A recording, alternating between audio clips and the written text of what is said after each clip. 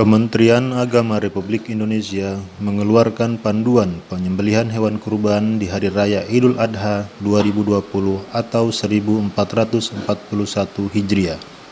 Di saat pandemi COVID-19 masih terjadi di sejumlah daerah, ibadah sholat Idul Adha dan penyembelihan hewan kurban harus menerapkan protokol kesehatan. Yang pertama adalah rukun menyembelih. Penyembelih haruslah beragama Islam. Yang kedua, binatang yang disembelih adalah binatang yang halal, baik zatnya maupun cara memperolehnya. Sudah jelas, alat penyembelih haruslah tajam. Yang berikut, penyembelihan dilakukan untuk tujuan yang diridhoi Allah. Jika bertujuan untuk kegiatan kemusyrikan, maka hukum daging hewan tersebut menjadi haram. Meski hewannya halal dan saat menyembelih membaca kalimat Bismillahi wallahu akbar, tetap saja hewan tersebut dagingnya menjadi haram. Tata cara yang kedua adalah penyembelihannya. Pertama, binatang yang akan disembelih direbahkan kakinya, diikat, lalu dihadapkan ke sebelah rusuknya yang kiri. Yang berikut, menghadapkan diri ke arah kiblat. Begitu pula binatang yang akan disembelih. Yang ketiga, potonglah urat nadi dan urat kerongkongan hewan yang ada di kiri kanan leher sampai putus agar lekas mati. Urat kerongkongan ialah saluran makanan. Kedua urat ini harus putus. Yang keempat, saat menyembelih baca Bismillahi wallahu akbar dengan menyebut nama Allah, dan Allah Maha Besar. Bagi binatang yang lehernya agak panjang, maka penyembelihnya di pangkal leher sebelah ke atas. Yang berikut, bagi binatang yang tidak dapat disembelih lehernya karena liar atau jatuh dalam lubang, maka menyembelihnya dilakukan di mana saja dari badannya, asal kematiannya itu disebabkan oleh sembelihan, bukan karena sebab lain, dan tidak lupa menyebut nama Allah. Setelah hewan benar-benar mati, baru boleh dikuliti. Hal-hal yang makruh dalam penyembelihan kurban. 1. Menyembelih sampai putus lehernya. Yang kedua, menyembelih dengan alat yang tumpul. 3. Menguliti atau memotong-motong hewan kurban sebelum nyawanya menghilang. Berikut adalah jenis dan persyaratan hewan kurban. Hewan yang dikurbankan sebaiknya hewan yang paling baik, gemuk, sehat, dan tidak cacat seperti pincang atau buta. Perhatikan usia dan keberlakuan hewan kurban berikut. Untuk kambing, usia 1 tahun ke atas berlaku untuk 1 orang. Untuk unta, usia 5 tahun ke atas berlaku untuk 10 orang. Kemudian sapi, usia 2 tahun ke atas berlaku untuk 7 orang. Selanjutnya domba, usia 1 tahun ke atas berlaku 1 orang.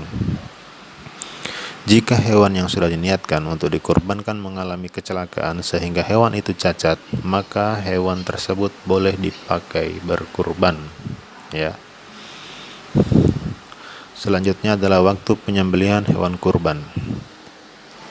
Waktu penyembelihan hewan kurban adalah setelah sholat Idul Adha tanggal 10 Zulhijjah sampai terbenam matahari tanggal 13 Zulhijjah, hari tasyrik yang terakhir, jadi waktunya selama 4 hari, yaitu tanggal 10, 11, 12, dan 13 Zulhijjah.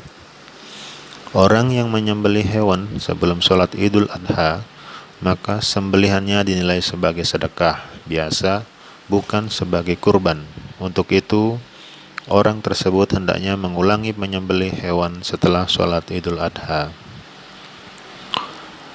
Yang keenam, sunnah sewaktu menyembelih hewan kurban. Sewaktu menyembelih hewan kurban, kita disunnahkan melakukan hal-hal sebagai berikut. Pertama, memakai alat potong yang tajam untuk memudahkan penyembelihan. 2. Hewan yang disembelih hendaknya menghadap arah kiblat. 3. Memotong 2 urat yang ada di kiri dan kanan leher agar lekas mati. Yang berikut saat menyembelih, jangan lupa membaca Bismillahirrahmanirrahim, Allahu Akbar. Adapun yang berhak menerima daging kurban adalah seluruh lapisan masyarakat, karena hakikatnya mereka miskin dengan daging, tetapi yang harus diutamakan adalah fakir miskin. Selain dibagikan, orang yang berkurban juga boleh mengambil bagian haknya. Ingat ya, tidak semua, tapi hanya sebagian, sesuai dengan haknya. Berikut daging kurban semuanya harus dibagikan kepada yang berhak menerimanya, agar pada hari itu mereka ikut merasa gembira dengan menikmati daging yang jarang mereka temui dalam kehidupan sehari-hari. Yang ketujuh adalah prinsip kesejahteraan hewan. Ajaran Islam memerintahkan agar memperlakukan hewan sebagai makhluk ciptaan Allah dengan rasa kasih sayang dan melarang tindakan yang menimbulkan penderitaan hewan. Organisasi Kesehatan Hewan Dunia WOAH/OIE merekomendasikan prinsip 5 kebebasan untuk kesejahteraan hewan atau The 5 Freedom Principle, yaitu 1. Bebas dari rasa haus dan lapar atau freedom from hunger and thirsty. Yang kedua, bebas dari rasa ketidaknyamanan, itu atau freedom from discomfort. Yang ketiga adalah bebas dari rasa sakit dan kesakitan, the freedom from pain, injury, and disease. Bebas rasa takut dan tertekan, atau freedom from fear and distress. Terakhir adalah bebas untuk mengekspresikan perilaku alamiah, atau freedom from express normal behavior. Itu adalah rekomendasi yang dikeluarkan oleh Organisasi Kesehatan Hewan Dunia.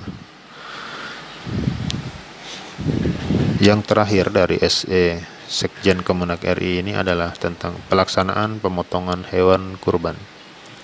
Tata cara berkurban dan penyembelihan hewan kurban sesuai syariat agama Islam serta menerapkan protokol kesehatan di masa COVID-19 yang ditetapkan oleh pemerintah meliputi jaga jarak fisik, physical distancing. Yang berikut adalah penerapan personal higienis. Yang ketiga adalah pemeriksaan kesehatan awal, screening ya, penerapan higienis dan sanitasi. Jadi keempat-empatnya ini wajib dilaksanakan bagi panitia pelaksana kurban, panitia pelaksana pemotongan hewan kurban. Yang kedua adalah di samping itu juga melakukan pembersihan dan disinfeksi terhadap peralatan sebelum dan setelah digunakan, serta selalu memastikan seluruh area kinerja bersih dan higienis. Baik, itu adalah edaran dari Menteri Agama terkait dengan pelaksanaan penyembelihan hewan dan kehalalan daging kurban dalam situasi COVID-19. Terima kasih. Selamat menjalankan ibadah sholat Idul Adha dan melaksanakan penyembelihan hewan kurban sesuai syariat dan edaran Menteri Agama.